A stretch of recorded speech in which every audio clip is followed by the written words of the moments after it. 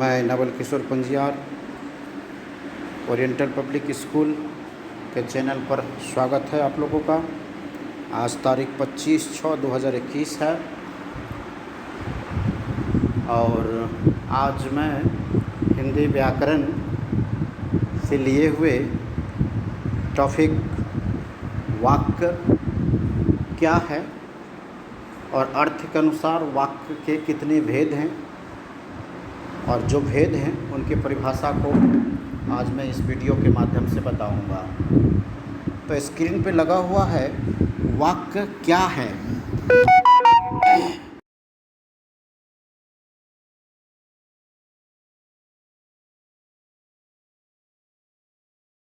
वाक्य कहलाता है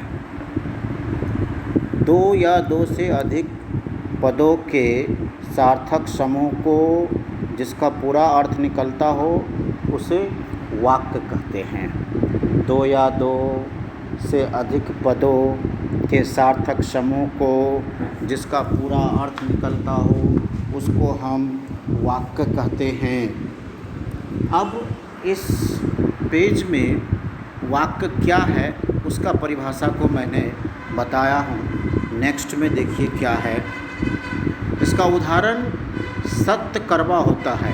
ये भी एक वाक्य है, सत्य करवा होता है, क्योंकि इस वाक्य में एक सार्थक पद का मिलन है जिस कारण से ये वाक्य कहलाता है। इस वाक्य में 3 पद हैं, एक सत्य, एक करवा, होता। ये 3 पद मिलकर एक वाक्य बना है। पद और शब्द क्या है ये पीछे मैंने पढ़ा चुका हूँ। शब्द और पद, शब्द ही पद है, पद ही शब्द है। ये पीछे के वीडियो में लाइव में PDF तीनों से सम्मिलित चला गया है ओरिएंटल के ऐप्स पे, आप देख सकते हैं। इस वाक्य क्योंकि इसका पूरा अर्थ निकलता है, किंतु सत्य होता करवा वाक्य नहीं, क्योंकि इनका अर्थ नहीं निकलता, इनका अर्थ नहीं निकलता है। जिसका अर्थ निकलेगा वह एक सार्थक वाक्य होगा, वह एक संपूर्ण वाक्य होगा। उसमें व्याकरण के नियम के अनुसार वाक्य का निर्माण होता है। वाक्य में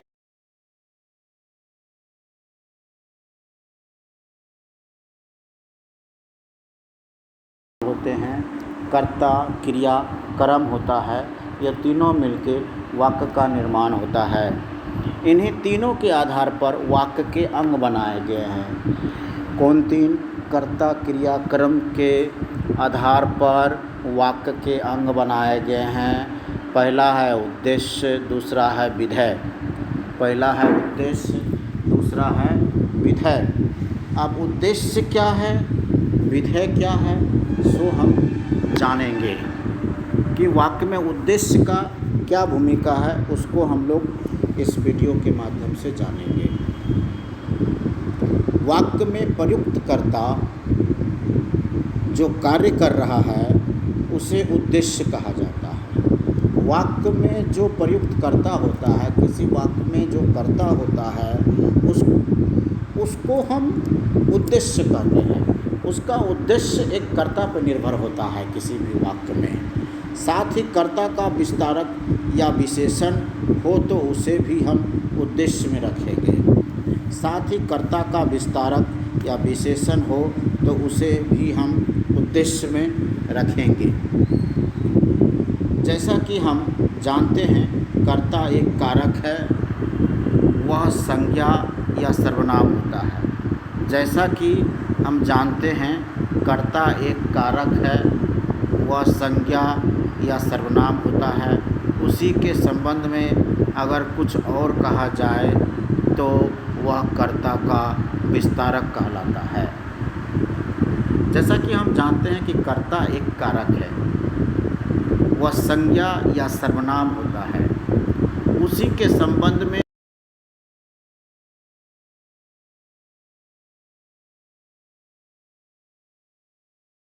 तो विशेषण कहलाता है। अभी मैंने इस वीडियो के माध्यम से वाक्य किसे कहते हैं, वाक्य जो कर्ता क्रिया कर्म के द्वारा बनता है उसमें भी दो अंग होते हैं, एक उद्देश्य होते हैं, एक विधेय होते हैं। उस उद्देश्य और विधेय को भी हम लोगों को जानना होगा कि किसी भी वाक्य में उद्देश्य क्या है और विधेय क्या है, इसको हम लोग को जानना होगा। तो चलिए आगे क्या है। साथ ही हम ये भी कह सकते हैं कि विधेय जिसके लिए आए वही करता है, वही उद्देश्य है। यानी कि किसी भी वाक्य में हम कह सकते हैं कि विधेय जिसके लिए आए वही करता है और वही उद्देश्य है। अब आइए हम उसे उदाहरण से समझेंगे। उदाहरण में है, मेरी सहेली रमा बहुत सुंदर लेख लिखती है। मेरी सहेली रमा बहुत सुंदर लेख लिखती है, यानी कि यहाँ पर उद्देश्य उसका है कि सुंदर लेख लिखने का, और विधेय भी है, कारण है कि उसका बहुत सुंदर लेख लिखने का। मेरी सहेली रमा बहुत सुंदर लेख लिखती है, इस वाक्य में एक ही चीज़ को उद्देश्य और विधेय दोनों बताया गया है। यहाँ रमा जो करता है और रमा का विस्तारक मेरी सहेली है, अतः मेरी सहेली का प्रयोग रमा के लिए किया गया है। मेरी सहेली का प्रयोग रमा के लिए किया गया है, या रमा का विस्तारक है, इसलिए इसे उद्देश्य कहेंगे। इसलिए इसको क्या कहेंगे? उद्देश्य कहेंगे। अब हम आगे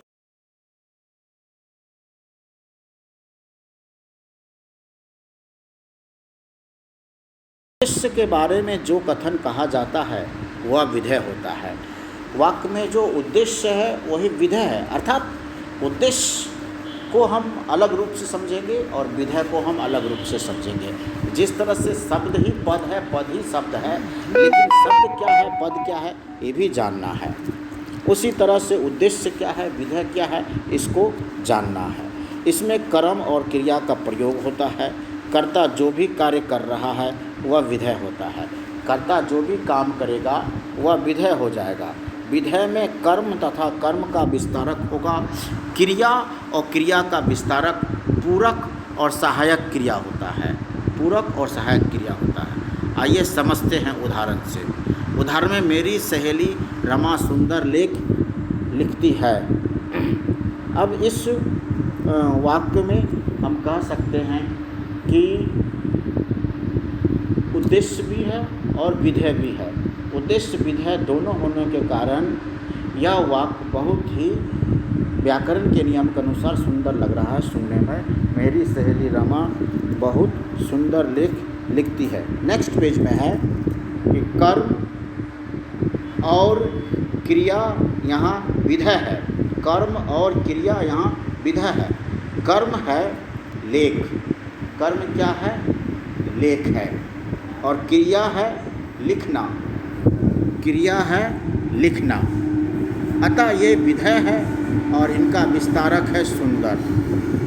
कर्म और क्रिया यहाँ विधेय है, कर्म है लेख और क्रिया है लिखना।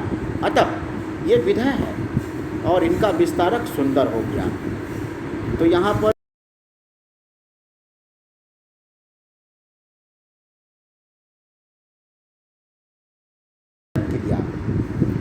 अतः पूरा वाक्य में सुंदर लेख लिखती है विधेय कहलाता है। सुंदर लेख लिखती है विधेय कहलाता है। मतलब है कि विधेय माने कारण, माने कि सुंदर लेख लिखने का कारण। मेरी सहेली रमा सुंदर लेख लिखती है, ये विधेय हो गया और उद्देश्य भी हो जाएगा। उदाहरण, मेरा भाई मोहन हिंदी साहित्य की पुस्तकें अधिक पढ़ता है। अब यहाँ पर एक उदाहरण और है कि मेरा भाई मोहन हिंदी साहित्य की पुस्तकें अधिक पढ़ता है। अब यहाँ पर उद्देश्य क्या है? यहाँ मोहन करता है, ये उद्देश्य हो गया। मोहन करता है तो क्या हो गया? उद्देश्य हो गया। और कर्ता का विस्तारक मेरा भाई हो जाएगा।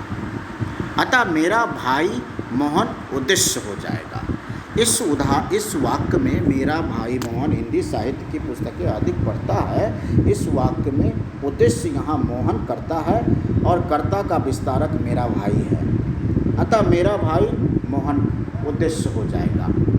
तो किसी भी वाक्य में उद्देश्य और विधेय कर्ता क्रिया कर्म के सम्मिलित से बनता है, और किसी भी वाक्य में उद्देश्य और विधेय, कभी कभी उद्देश्य विधेय एक ही हो जाते हैं। जिस तरह से इस वाक्य में यहाँ मोहन कर्ता है, यानी उद्देश्य है, कर्ता मेरा भाई है और मेरा भाई मोहन उद्देश्य हो गया।